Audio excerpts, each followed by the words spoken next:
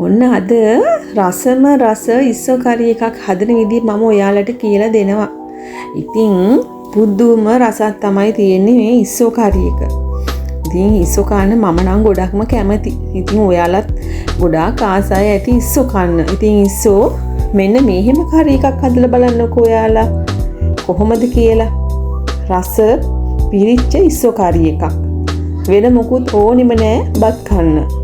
ඉතින් මම මේ ඉස්සෝ කරි එක අද හදාගන්නේ මෙන්න මේ විදියට. බලන්නකෝ මෙන්න මේ කොළ වර්ගය ඉන්දුනීසියාවෙම තමයි තියෙන්නේ. මම තාම නම නම් දන්නේ නැහැ. හැබැයි ඒ වෙනුවට ඔයාලට පුළුවන් මුරුංගා කොළ එහෙම නැත්නම් කංකුම් කොළ එකතු කරගන්න. ඊට අමතරව රම්පේ කරපිංචා සුදු ලූණු කොටල එකතු කරගන්න ඕනේ. සුදු ලූණු බිකි 4-5ක් හොඳට කොටල එකතු කරගන්න. තව අමු මිරිස් කරල් 2-3කුත් එකතු කරගන්න. ඔන්න පේනවනේ මම දැන් ඉස්සෝ කරි එකට අවශ්‍ය දේවල් ඔක්කොම සූදානම් කරලා තියෙන්නේ.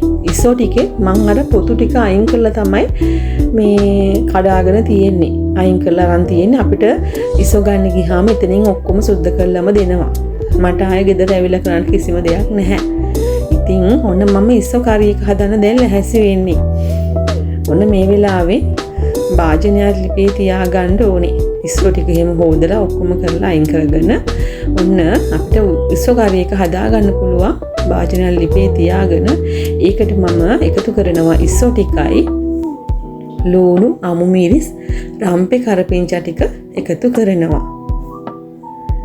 බලන්නකෝ ඕන දැන් මම ඒ ටික එකතු කරලා පොඩ්ඩක් කලවම් කරගන්නවා.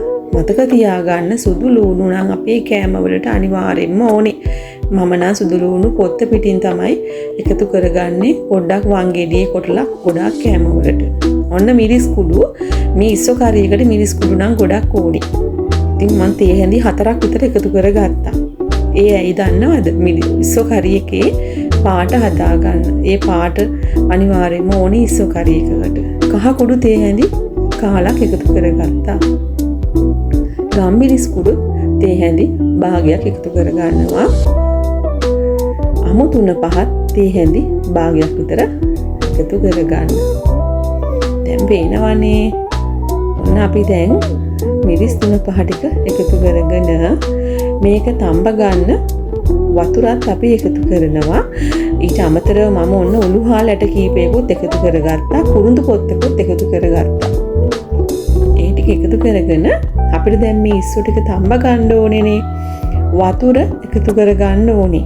වතුර අපි එකතු කරගන්නේ මේ ඉස්සෝ කරි එකට සාමාන්‍ය කිට්ටුවටම වෙන්න. ඒ කියන්නේ වතුර විදුලි කෝප්පයකින් එකක් විතර එකතු කරගන්න.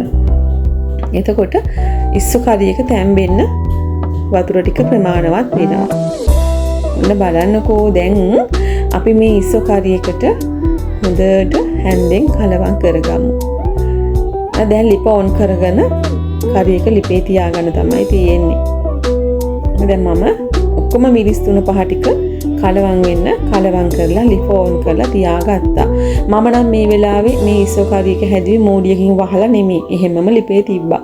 ඔය පේනව නේද? වතුරත් සාමාන්‍ය ගාණ්ඩ තියෙනවා. ඒ කියන්නේ කරි එකට ප්‍රමාණයටම තියෙනවා. ඔන්න දැන් ටික වෙලාවකින් ඉස්සෝ කරි එක තැම්බිලයි තියෙන්නේ. ඔය පේනවනේ. ඒ වුණාට තාම මදි. ඉතින් ටික වෙලාවක් සාමාන්‍ය අපිට මේ ඉස්සෝ කරි එක හදාගන්න විනාඩි 15ක් විතර 20ක් අතර ඔය කාලයක් යනවා. මොකද මම ඔයාලට කියලා දීලා තියෙනවනේ අඩු ගින්දරේ තමයි අපි ඉහුම් පියුම් කරනකොට කරගන්න ඕනේ. ඒකට තමයි කෑම රස ව්‍යංජනයක් හදාගන්නකොට ඒක සාමාන්‍ය ගින්දරේ. අඩු ගින්දරේ කියන්නේ වැඩි ගින්දරේ නෙමෙයි සාමාන්‍ය ගින්දරේ මේක ඉදෙන්න තියලා අපි ඉතින් දෙසරයක් තුන්සරයක් කලවම් කරලා බලන්න ඕනේ මේක වතුර හිඳිලාද කොහොමද කියලා. ඔය පේනවනේ දැන් නම් ඉදෙන්න කිට්ටුයි. මේ ඉස්සෝ කරි එකේ වතුර ටික බාගෙට හිඳිලා කරි එක අර බොරේට එන්නේ. අන්න ඒ වගේ ගානට එනවා. එතකොට ඔයාලට තේරෙනවා දැන් මේක කරි එක උකුයි. මොන දැන් නම් ඇති කියන මේ පදමට එනකන් අපි මේක උයා ගන්න ඕනේ. දැන් මගේ එක තැම්බිලා තියෙන්නේ. පේනවනේ මම දැන් අද එකතු කරගන්නේ උකු පොල් කිරි. වෙනදා මම සමහර කෑම වලට දියර කිරි එකතු කරගන්න දියර උකු පොල් කිරි තමයි ඒ. ඉතින් අද මම එකතු කරගන්නේ උකු ක්‍රීම් වගේ ওই පොල් කිරි එක. ගොඩාක් උකු ගතිය වැඩි. ඉතින් ඔයාලටත් පුළුවන් හොඳ උකු පොල් ගෙඩියක් හොඳට මිරිකලා පොල් බෑවක විතර කිරි පීරිසි කෝප් එකට වගේ ගන්න. හොඳටම මිටි කිරි ගන්න. පීරිසි කෝප් එකට විතර එකතු කරගන්න. ඒ එකතු කරගෙන දැන් ඉස්සෝකාරයකට එකතු කරලා හොඳට අඩු ගින්දරේ කිරි ටික උතුරනකන් නටව ගන්න ඕනේ. අපි දැන් ඔන්න මේ වෙලාවේ එකතු කරනවා අර මම මේ ඉන්දුනීසියන් කොළ වගේක් ගත්තේ. අන්නේ කොළ ටික දිගට තමයි මම කපා ගත්තේ. ඒ වගේන් වෙන්නේ රසත් වැඩි, ලස්සනත් වැඩි. අර මම කෑමවල ලස්සන කියන එක ගැන ගොඩක් හිතනවා. ඒකයි ඔහොම එකතු කරගන්නේ. තව දෙයක් කියන්න අමතක වුණානේ. මුරුංගා කොළ පවුඩර්. මම මේ වෙලාවේ එකතු කරගන්නවා. මොකද මුරුංගා කොළ කියන්නේ අපේ උෂ්ණ අධික කෑම වලට සීතල ගෙනත් දෙනවානේ. මුරුංගා කොළ අපි එකතු කරනවා. ඔය ඉස්සෝ වගේ කරියක් හදනකොට, උෂ්ණ කෑම හදනකොට. ඉතින් මට ගෙදර ලේසියට තියෙනවා මුරුංගා කොළ පවුඩර් එක ගෙනල්ලා. ඉතින් ඔයාලටත් පුළුවන් මුරුංගා කොළ පවුඩර් එක ගෙදර හදාගන්න මම කියලා දීලා තියෙනවා. එහෙම නැත්නම් කොළ එකතු කරගන්න. ඉතින් ඔන්න පවුඩර් එක අපි එකතු කරගත්තා. හොඳට පුරවලා තේ හැන්දක් මම එකතු කරගත්තා.